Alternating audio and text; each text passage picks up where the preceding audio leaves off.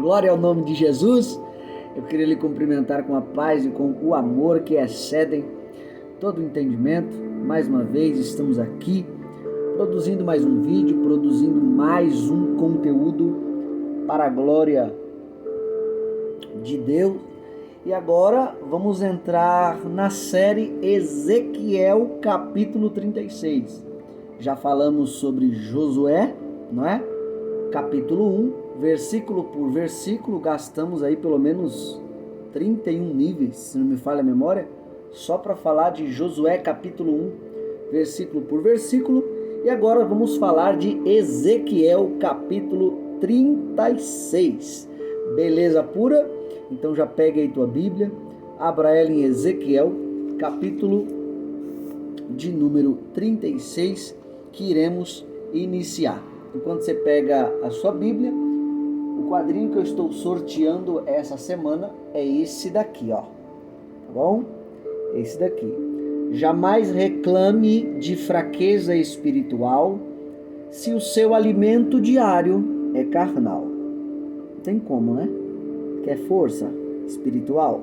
Não tem como você reclamar todo momento que você está fraco espiritualmente, viver fraco espiritualmente, se o seu alimento diário só é rede social, só é conversa indevida, só é assistir vídeo indevido.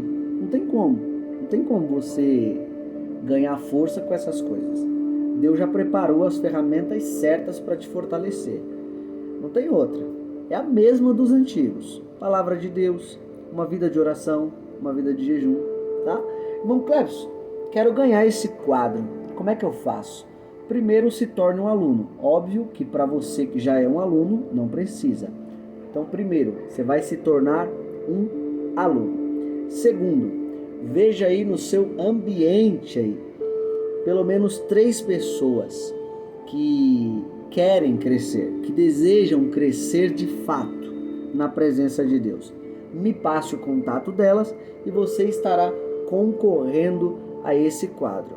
Ah, irmão Cleber, se eu não ganhar? Se você não ganhar agora, você ganha na próxima, porque toda semana eu estarei fazendo sorteio. Beleza? Então, se não ganhar agora, com certeza ganha na próxima. Deu para entender? Então é assim, primeiro se torne um aluno, para você que já é aluno não precisa. Segundo, veja 3 pessoas que querem, que precisam crescer. De fato, me passe os contatos e sexta-feira estarei fazendo o sorteio para o ganhador aí, para as pessoas que estão participando desse sorteio. Beleza? Irmão Cleves, qual é o curso que você dá? Explica para mim. Você que queira aprender todos os louvores da harpa, frases de reflexão, a Bíblia, versículo por versículo. Você que quer aprender a pregar, as regras da pregação, como se aplicam. Nunca leu a Bíblia toda, mas quer também alcançar essa façanha, ler a Bíblia toda, não só uma, não só duas, mas várias vezes. Me comunique, eu tenho uma metodologia para te passar. E você que não sabe ler, isso, que não tem uma alfabetização básica, tá bom? Não sabe ler, mas quer aprender a ler para devorar as escrituras. Me comunique também. Essas 6 coisas eu estou compartilhando com os meus irmãos e ajudando as pessoas semanalmente a crescerem na presença de Deus. Então, quer crescer? Quer sair da estagnação espiritual? Me comunique. Beleza? Produção. Tô esquecendo de nada, produção? Fala pra mim aqui no fio. Tô esquecendo de nada, não? Tá. Então pode rodar a vinheta? Pode.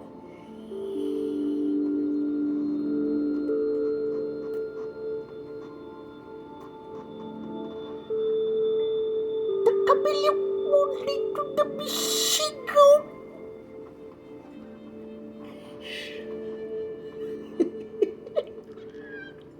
É forte demais, Brasil. Vamos pra cima. Para o conteúdo de hoje, Ezequiel capítulo 36. Como a parte introdutória, eu vou ler os primeiros 15 versículos para que você entenda um pouco do contexto do que vamos tratar, tá bom? Então pega aí sua Bíblia, Ezequiel capítulo 36, vamos ler do 1 ao 15.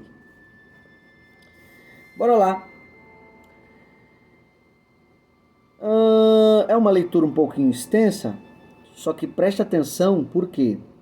Porque é justamente o contexto daquilo que vamos tratar, tá? É o objetivo da mensagem. Então bora lá. Capítulo 36, versículo 1.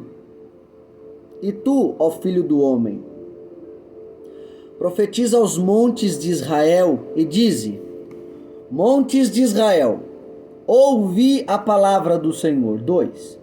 Assim diz o Senhor Jeová, pois que diz o inimigo sobre vós: até as eternas alturas serão nossa herança. 3. Portanto, profetiza e dize: assim diz o Senhor Jeová, visto que vos assolaram e devoraram em redor, para que ficasseis feitos herança do resto das nações, e andais arrastados por lábios paroleiros e pela infâmia do povo. 4. Portanto, ouvi, ó montes de Israel, a palavra do Senhor Jeová. Assim diz o Senhor Jeová aos montes e aos outeiros, às correntes e aos vales, aos lugares assolados e solitários, e às cidades desamparadas, que se tornaram rapina e escárnio para o resto das nações que estão ao redor delas. 5. Portanto, assim diz o Senhor Jeová: certamente no fogo do meu zelo falei contra o resto das nações e contra todo o Edom, que se apropriaram da minha terra, com alegria de todo o coração e com menosprezo da alma, para ser lançada à rapina. 6. Portanto, profetiza sobre a terra de Israel e dize aos montes e aos outeiros, às correntes e aos vales: assim diz o Senhor Jeová: eis que falei no meu zelo e no meu furor, porque levastes sobre vós o opróbrio dos gentios. 7. Portanto, assim diz o Senhor Jeová: eu levantei a minha mão para que os gentios que estão ao redor de vós levem o seu opróbrio sobre si mesmos. 8. Mas vós, ó montes de Israel, vós produzireis os vossos ramos e dareis o vosso fruto para o meu povo de Israel, porque estão prestes a vir. Porque eis que eu estou convosco e me voltarei para vós, e sereis lavrados e semeados, e multiplicarei homens sobre vós, a toda a casa de Israel, a toda ela, e as cidades serão habitadas, e os lugares devastados serão edificados. 11. E multiplicarei homens e animais sobre vós, e eles se multiplicarão e frutificarão. E vos farei habitar como dantes, e farei vosso estado melhor que nos vossos princípios, e sabereis que eu sou o Senhor. 12. E farei andar sobre vós os homens, o meu povo de Israel. Eles te possuirão, e serás a sua herança, e nunca mais os desfilharás. 13. Assim diz o Senhor Jeová: visto como vos dizem, tu és uma terra que devora os homens, e és uma terra que desfilha os seus povos. 14. Por isso, tu não devorarás mais os homens, nem desfilharás mais os teus povos, diz o Senhor Jeová. E o último versículo, 15. E farei que nunca mais se ouça em ti a afronta dos gentios, e não levarás mais sobre ti o opróbrio das gentes, nem mais desfilharás a tua nação, diz o Senhor Jeová. É forte demais, Brasil! É interessante que o nome Ezequiel, ele significa Deus fortalece. É isso mesmo. O nome Ezequiel significa Deus fortalece. Ezequiel, ele era um sacerdote, ou seja, seguindo aí o exemplo dos seus familiares, ele tinha que ser um sacerdote. Porém, Deus o escolheu para ser profeta. É interessante, guarde isso, é interessante que Ezequiel, seguindo sua linhagem, ele tinha que trabalhar no templo, se desenvolver no templo. O cenário de Ezequiel era no templo. Porém, Deus não quer que Ezequiel seja um sacerdote. Deus quer que Ezequiel seja um profeta. E o que Deus vai fazer com Ezequiel? Ezequiel, que tinha que ser sacerdote no templo, Deus agora o escolhe para ser profeta e ele tem que profetizar no meio do cativeiro. Um cenário totalmente diferente. Se lembra o que significa o nome Ezequiel? O nome Ezequiel significa Deus fortalece. Ele era para ser um sacerdote, mas Deus escolheu para ser profeta. O cenário que Ezequiel tinha que se desenvolver era no templo, mas Deus escolheu um outro cenário para que Ezequiel se desenvolvesse, no cativeiro. Primeira lição que a gente tem aqui para a nossa vida: você não é o que as pessoas dizem que você vai ser. Não é só porque sua família, seu pai, sua mãe foi uma coisa que você tem que ser isso. Às vezes Deus, ele tem outros planos para você. Deixa eu ir mais a fundo.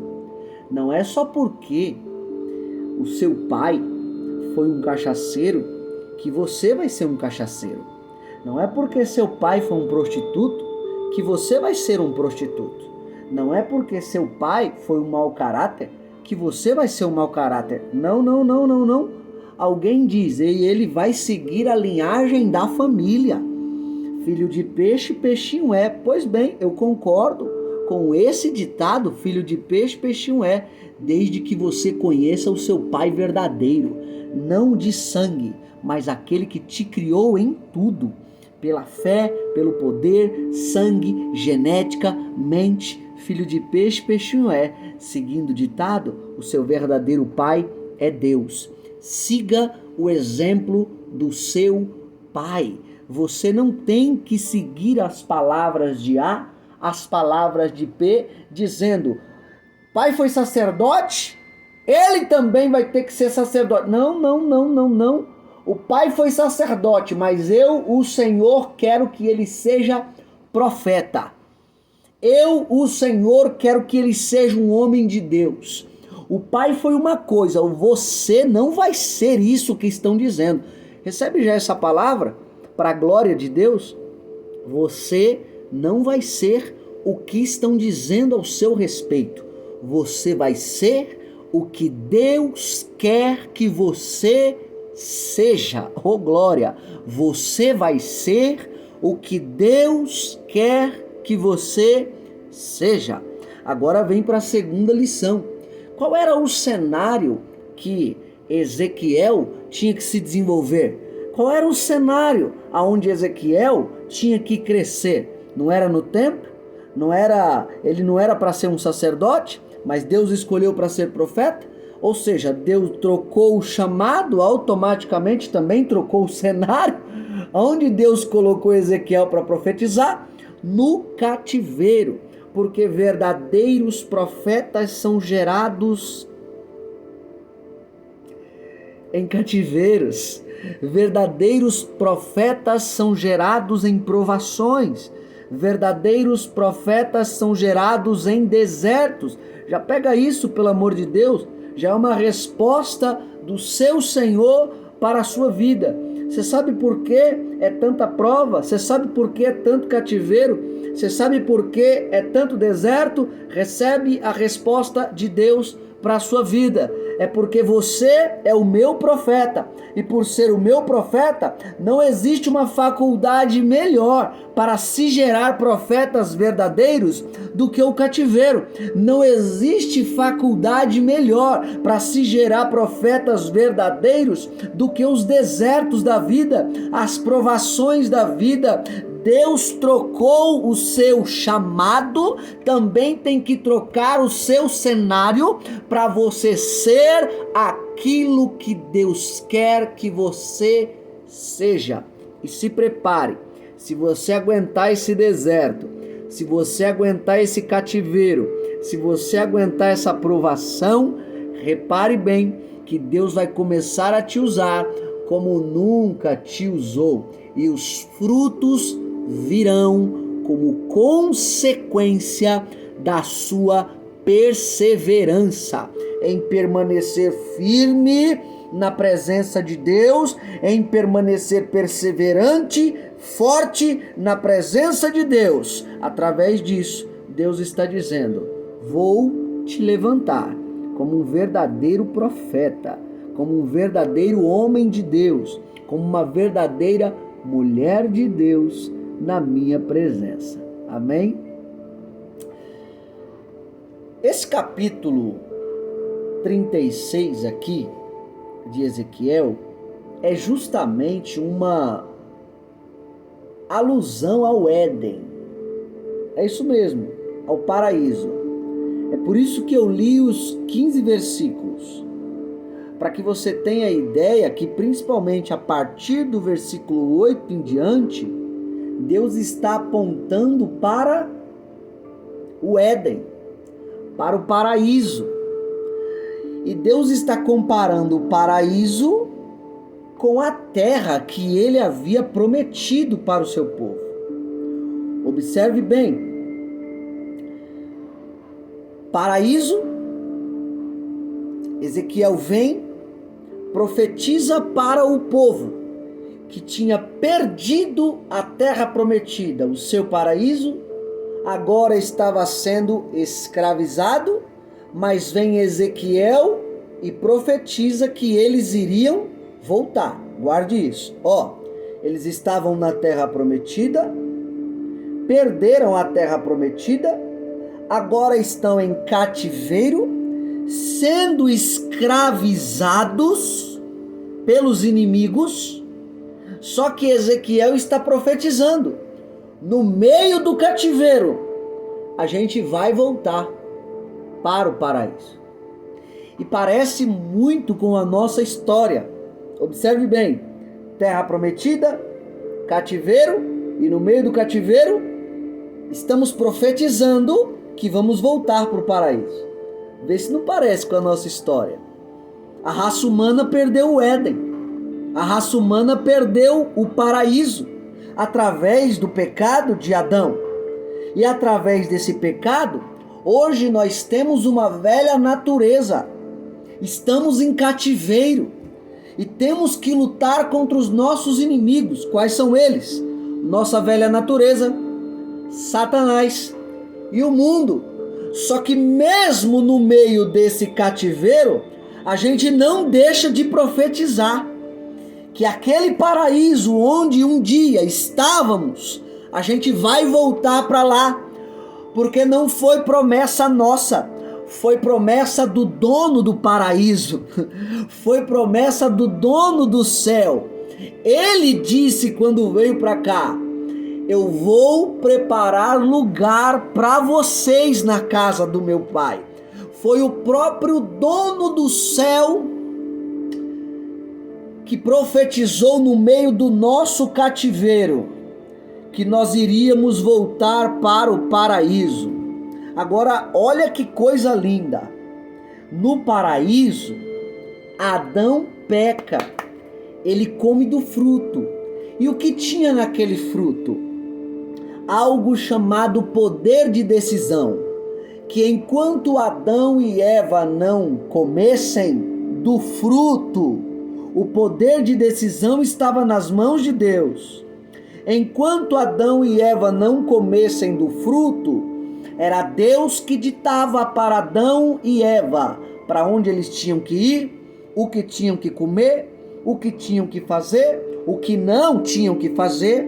Poder de decisão nas mãos de Deus. Só que a partir do momento que Adão e Eva comem do fruto, esse poder de decisão que estava nas mãos de Deus, agora passa para a mão do homem.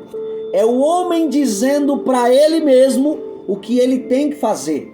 É o homem se direcionando para onde ele tem que ir. É o homem dizendo para ele mesmo o que ele tem que comer, o que ele tem que pensar, o que ele tem que falar. Deus sai do cenário. Deus não dirige a vida do homem mais, porque ele comeu do fruto. Poder de decisão nas mãos do homem. Repare bem, enquanto o poder de decisão estava nas mãos de Deus, o paraíso permanecia tranquilo. Foi só esse poder de decisão vir para as mãos do homem. Observe o que aconteceu. Adão se relaciona com Eva, nasce Caim e Abel. Primeiro homicídio da história. Caim mata Abel. Deus chega em Caim e pergunta: por que você fez isso com seu irmão? O sangue do seu irmão clama a mim. Ele responde para Deus: por acaso sou eu o guardador do seu irmão? Do meu irmão? Dando a entender que o que ele estava fazendo ainda era correto. Ele tinha suas razões para fazer o que fez. Observe bem, poder de decisão nas mãos do homem. E se você chegasse em Caim para dizer: Caim, você acha que o que você fez foi certo? Sabe o que ele ia responder para você? Poder de decisão nas mãos do homem. Tenho minhas razões. Eu fiz isso porque tive minhas razões para fazê-lo. Olha só, poder de decisão nas mãos do homem. Se lembra de Lameque, que tinha duas esposas, Ada e Zila? O dicionário John Davis diz que ele mata um homem e fere um jovem apenas porque esbarrou nele. E o dicionário John Davis diz que ele faz poesia com isso, ele faz canção, ele chega para suas mulheres falando que fez isso, matou um homem, feriu um jovem apenas porque esbarrou nele. Observe bem, se você chegasse em Lameque para dizer: Lameque, você acha que o que você fez foi certo? Sabe o que ele ia responder para você? Poder de decisão nas mãos do homem. O homem decide o que é certo e o que é errado para a vida dele. Oh glória! Mas aí, quando você percebe que esse poder de decisão, ele está acabando com a humanidade, esse poder de decisão está definhando com a humanidade, aí o próprio Deus, ele tem que enviar o seu filho. E quando o seu filho vem à terra, olha que coisa interessante, o filho que poderia cumprir o seu próprio poder de decisão, ele diz estando aqui no cativeiro: eu não vim para cumprir a minha vontade, eu vim para cumprir a sua vontade. Olha que coisa bela. Eu não vim para cumprir o meu poder de decisão, eu vim para cumprir o seu poder de decisão. É como se o filho no cativeiro, profetizando no meio do cativeiro, já estivesse dizendo: a gente vai voltar de novo para o paraíso. A gente vai voltar de novo para o paraíso. O filho profetizando no meio do cativeiro, no cativeiro ele morre, no cativeiro ele ressuscita. Hoje, todos aqueles, conforme o evangelista João, todos aqueles que se entregam ao Filho, recebem o poder de serem feitos filhos de Deus. Mas tem algo de interessante que aconteceu conosco no dia que a gente se entregou ao Filho. Quer saber o quê? Adão, quando ele comeu do fruto e jogou a imortalidade, a eternidade para fora. Eu e você, quando se entregamos a Jesus, nós jogamos o fruto para fora e a eternidade de novo para dentro. É por isso que você, mesmo vivendo nesse cativeiro, mesmo sendo oprimido pelo inimigo, pela sua velha natureza, não se esqueça que você já se entregou a Jesus. E porque você se entregou a Jesus, você não vive mais pelo poder das trevas. Você não vive mais pela sua velha natureza. Você não vive mais pelos sistemas mundanos. Você agora se entregou a Jesus. Sabe por quê? Porque sua velha natureza, o seu poder de decisão, só te derrubou, só te magoou, só te feriu, só te maltratou. Aí o que você fez quando você se entregou a Jesus? Você colocou de novo o poder de decisão nas mãos de quem nunca deveria ter saído esse poder de decisão. E agora é Ele que dirige sua vida. É Ele que diz o que você tem que falar. É Ele que diz o que você tem que fazer. É Ele que diz para onde você tem que ir. É Ele que diz o que você tem que pensar. É Ele que diz o que você tem que sentir. É Ele que diz o que você tem que ler. É Ele que dirige a sua vida.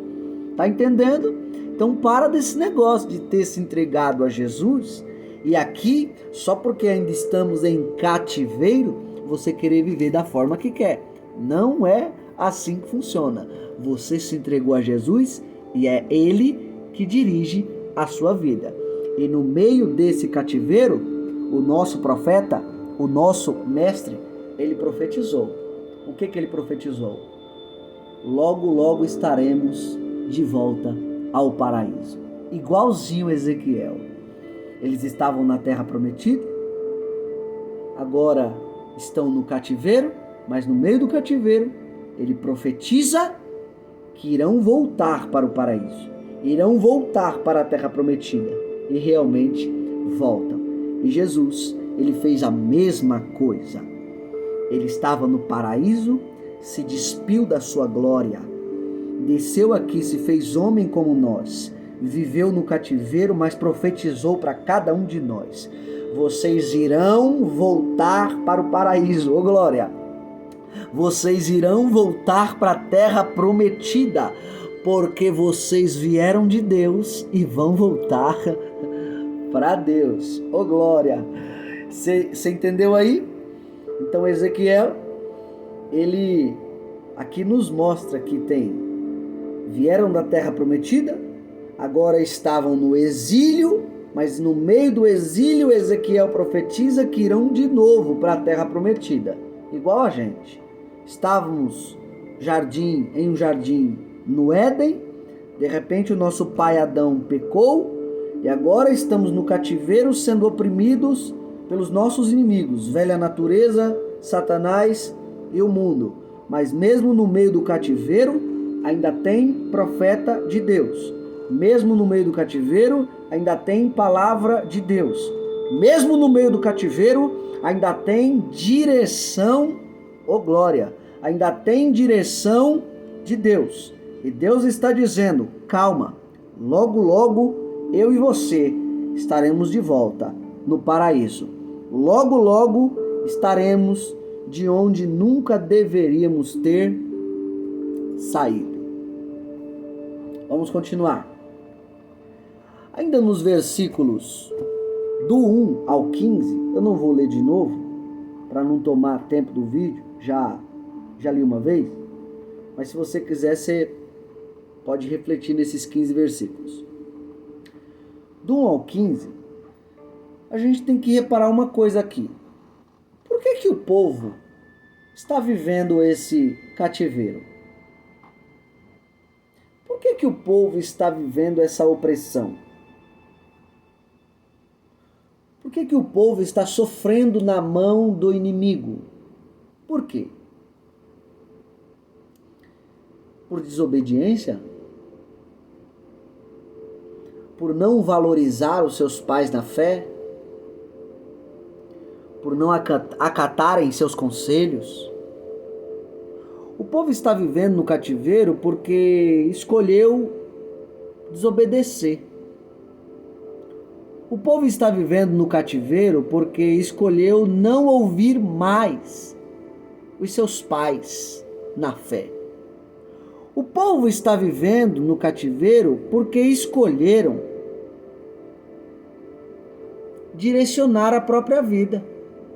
Rejeitar os conselhos de Deus, rejeitar a palavra de Deus e rejeitar também as referências que Deus tinha deixado. Esse povo, querendo ou não, a maioria deles, eles mais conheciam as referências que Deus tinha deixado, como Abraão, Moisés, Arão. Eles conheciam mais as referências que Deus tinha deixado do que Deus propriamente dito. Então, automaticamente, eles tinham que olhar para as referências dos seus antepassados e procurar acatar os seus conselhos. Porque os conselhos que os antepassados, os pais da igreja deram, foi o que manteve o povo de Deus de pé. Foram conselhos que o próprio Deus deu. Só que aí vai vindo uma geração a qual acha que pode viver se direcionando. Vai vindo uma geração aqui no meio, que está vivendo o cativeiro agora, que acha que pode desobedecer, que não tem consequência nenhuma. Acham que são os espertalhões. Acham que são maduros o suficiente. E que os antigos sabiam de nada. E agora estão vivendo o cativeiro porque não souberam dar valor ao sacrifício que os nossos pais fizeram. E parece que essa época aqui de Ezequiel, parece que estamos vivendo isso também. Eu sou jovem, mas eu vejo muitos jovens se levantando hoje, pregando e pregando muito, cantando e cantando muito. Vejo muita gente se levantando hoje e ao mesmo tempo desvalorizando seus antepassados, desvalorizando os pais da igreja. Jovens que hoje, pelo seu talento, pelo seu dom, são ovacionados na igreja que chegam, mas que não estão tomando cuidado, estão deixando a soberba subir para a cabeça, subir ao seu coração, estão deixando o seu talento subir para a cabeça. Aquilo que Deus colocou no coração, Ele está deixando subir para o crânio. E está começando a desvalorizar o que os nossos pais fizeram. Hoje, pegam igrejas com ar-condicionado. Hoje, pegam microfones top de linha. Hoje, igrejas com banco acolchoado. Hoje, igrejas lindas e belas, com instrumentos. E eles ainda conseguem colocar defeito na maioria das coisas. Não valoriza o que está sendo feito ali. Chegou agora, mas quer dar palpite. Chegou agora, mas já quer mudar tudo. Chegou agora, mas já quer dizer, não, quem veio antes não sabia trabalhar. Chegou agora e está dizendo, não, quem veio antes de mim, nossos antepassados, nossos pais, sabiam de nada. Olha só. Estão vivendo o cativeiro porque rejeitaram Deus, estão vivendo o cativeiro porque rejeitaram seus profetas, estão vivendo o cativeiro porque rejeitaram seus antepassados. Então a palavra de Deus para você é que deixou subir para a cabeça, o que Deus colocou em seu coração é: aprenda a respeitar quem eu levantei antes de você. Porque você está pegando igreja agora todo bonitinha. Você está pegando igreja com ar-condicionado, você está pegando igreja com microfone, você está pegando igreja com banco acolchoado, você está pegando igreja linda e bela e ainda está colocando defeitos. Saiba que quem veio antes de você, quem segurou a peteca antes de você, nem microfone tinha para pregar. Saiba que quem veio antes de você cultuou muitas vezes em casa, cultuou muitas muitas vezes nas ruas. E quando se reunia para adorar a Deus, nem banco tinha para adorar a Deus. Às vezes era banco de madeira, às vezes era no meio de matagal. Aí você fica todo chiquetoso aí, chiquetosa, só porque chegou agora, pegou tudo pronto, quer dar palpite, quer dar uma de estrela, quer dar uma de astro, é? Saiba de uma coisa, se você não souber valorizar quem veio antes de você, se prepare que tem cativeiro chegando para você, seu ingrato, sua ingrata. Saiba que você tem que abrir a boca para agradecer a Deus por esse microfone que você hoje utiliza, que antigamente nem microfone tinha. Você tem que abrir a sua boca para agradecer a Deus por estar sentando nesse banco acolchoado, porque quem veio antes de você não tinha esse banco acolchoado. Você tem que aprender a agradecer a Deus nessa igreja tão bonita que você tá, porque quem veio antes de você nem igreja tinha para cultuar a Deus. Então, se você não aprender a agradecer os seus antepassados, que seguraram a peteca, viveram um tempo ruim, para que você desfrutasse esse tempo bom, saiba que tem cativeiro chegando para você, seu ingrato, sua ingrata. Aprenda a abrir sua boca para agradecer mais. Aprenda a abrir seus olhos e os espirituais também, para entender que se não fosse os nossos pais, se não fosse os antigos, a gente nem aqui estaria. Eles seguraram a peteca, mesmo sem muitos recursos. E às vezes a gente, com todo o recurso que tem, não faz metade do que eles fizeram. Aí você quer discutir ainda? Você quer falar ainda? Como? Não tem como. Com o pouco que eles tinham, eles fizeram muito mais do que nós. A gente com o tanto que tem, às vezes, irmão, me desculpe, vocês sabem, você que é dirigente de igreja, pastor de igreja, sabe muito bem. É uma geração preguiçosa, uma geração ingrata, uma geração que é difícil se levantar para fazer uma obra árdua, uma obra que exija muitas horas de dedicação. Só serve para abrir a boca para reclamar, só serve para abrir a boca. Abre um jejum, abre aí um jejum, coloca um jejum de 5 horas no mínimo. Você vai ver neguinho reclamando, você vai ver gente reclamando.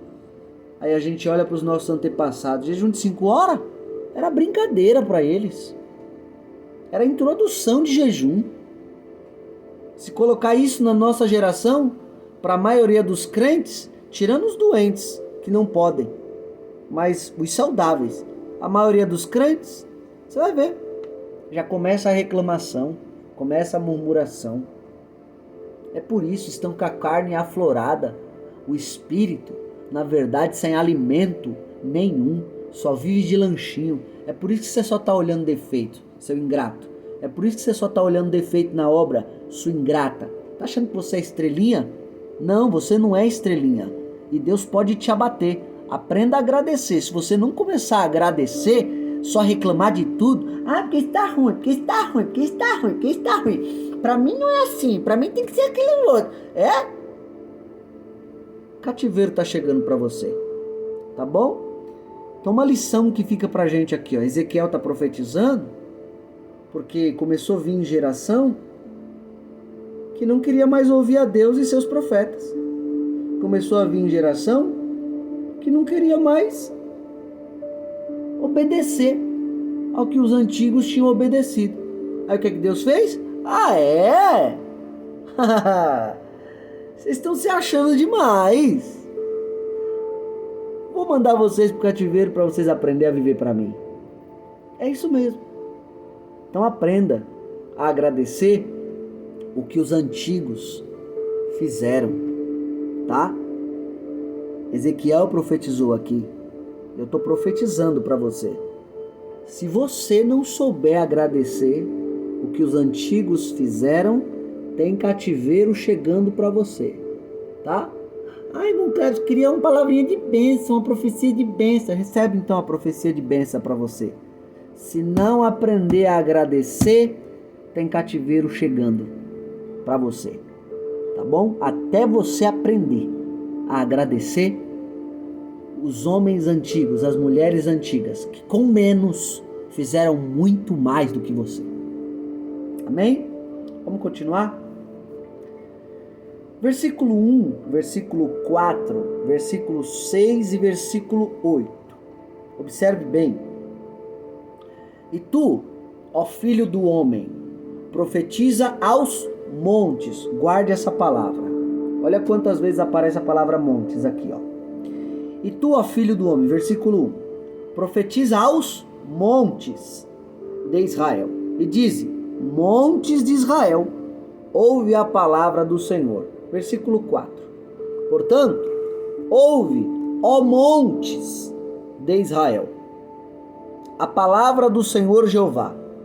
Assim diz o Senhor Jeová aos montes e aos outeiros, às correntes e aos vales, aos lugares assolados e solitários, e às cidades desamparadas, que se tornaram rapina e escárnio para o resto das nações que estão ao redor delas. Versículo 6. Portanto, profetiza sobre a terra de Israel e dize aos montes e aos outeiros, às correntes e aos vales. Assim diz o Senhor Jeová, eis que farei no meu zelo e no meu furor, porque levaste sobre vós o opróbrio dos gentios. Versículo 8. Mas vós, ó montes de Israel,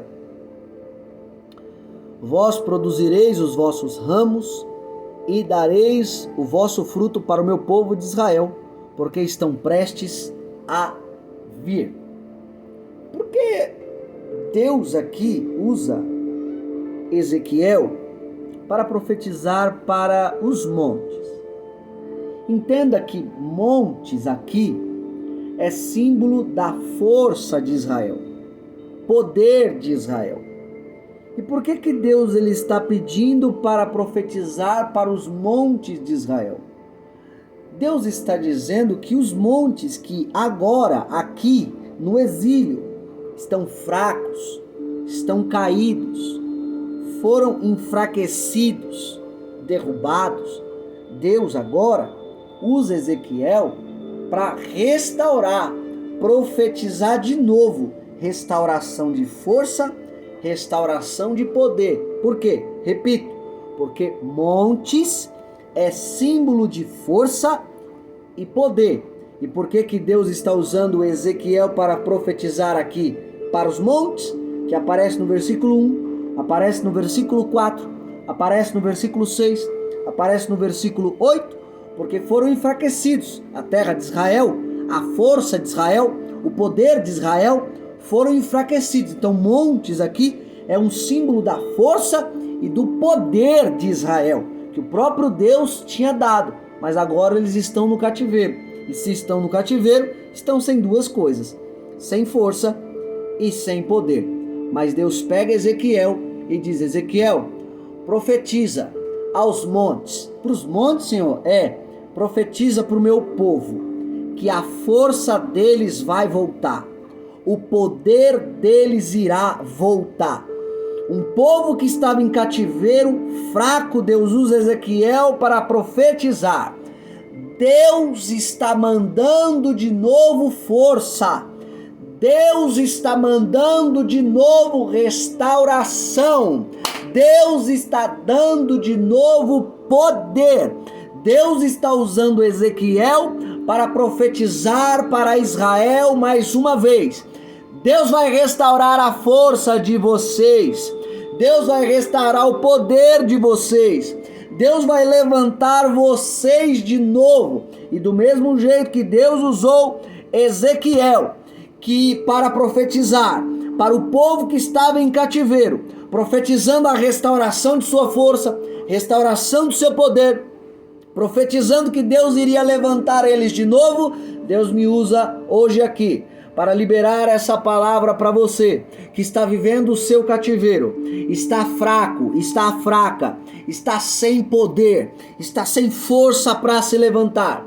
Deus manda eu te dizer através dessa palavra: Deus está restaurando sua força, Deus está te dando de novo poder, Deus está estendendo as mãos para você, está te levantando, Deus está te dando alegria, Deus está te dando graça, Deus está te levantando, te dando força, te dando ânimo mais uma vez, vai colocar em você um espírito perseverante, que você não vai mais cair, você não vai mais parar, Ele vai te dar graça para você ir até o fim. Do mesmo jeito que Ezequiel profetiza: montes de Israel, vocês vão receber a restauração da sua força, vocês vão receber a restauração do seu poder. Eu aqui estou profetizando para você, meu irmão, minha irmã, você agora está recebendo a restauração da sua força, a restauração do seu poder. Deus está te levantando de novo mais uma vez. Receba a graça de Deus, receba a força de Deus. Você não vai ficar nesse cativeiro para sempre. Deus manda eu te dizer: tem força chegando, tem graça chegando, tem alegria chegando. Eu te levanto, eu te levanto, eu te levanto, o seu Senhor. Recebe essa palavra no seu coração do mesmo jeito que Ezequiel profetizou para os montes, para Israel. Deus está liberando essa palavra para você. Receba a força, receba a graça, receba poder e receba um espírito perseverante. Você não vai parar, você não vai retroceder. Esse cativeiro é apenas uma escola para te ensinar. Mas depois desse cativeiro, está se levantando um verdadeiro profeta, uma verdadeira profetisa, um verdadeiro homem, uma verdadeira mulher de Deus, com muitos testemunhos para contar. Amém? Bora pra cima. Seja fonte. Esse cabelo é uma benção. Reserve um tempo com Deus no seu dia. Sorriso e crente. E Deus abençoe.